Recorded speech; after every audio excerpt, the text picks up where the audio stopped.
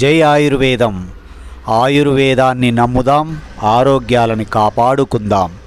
ఈరోజు మన మహర్షులు మనకు తెలియజేసిన ఈ దోమలను పారద్రోలే ఆయుర్వేద అగ్నిహోత్రి గురించి తెలుసుకుందాం.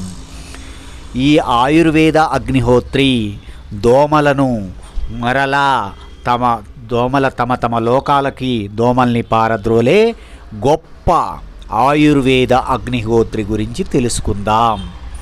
మనకు వేప ఆకుల రసం కనీసం ఒక 1/2 లీటరు, ఆవాల పొడి, సన్న ఆవాల పొడి 100 గ్రాములు, ఉప్పు పౌడరు, ఉప్పును పొడి చేసినది ఒక 50 గ్రాములు, ఇవన్నీ కలిపేసి ఒక పాత్రలో పోసి మంచిగా కలిపి ఏదైనా కాటన్ బట్ట ఒకటి తీసుకొని ఆ రసానికి ఎంత సరిపోద్దో అంత కాటన్ బట్ట తీసుకొని దాంట్లో ముంచి పిండకుండా ఆ బట్టని ఎండకి ఎండబెట్టాలి.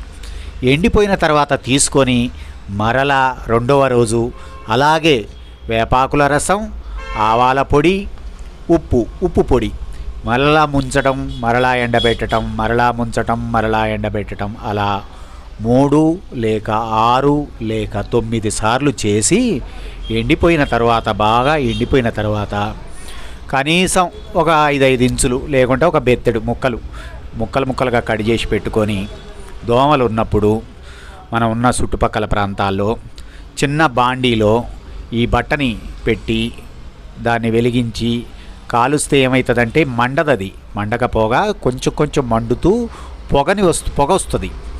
ఆ పొగని అట్లా స్ప్రెడ్ చేస్తే దోమలు ఎక్కడి నుంచి వచ్చాయో వారి లోకానికి అవి వెళ్ళిపోతాయి. ఇంత గొప్ప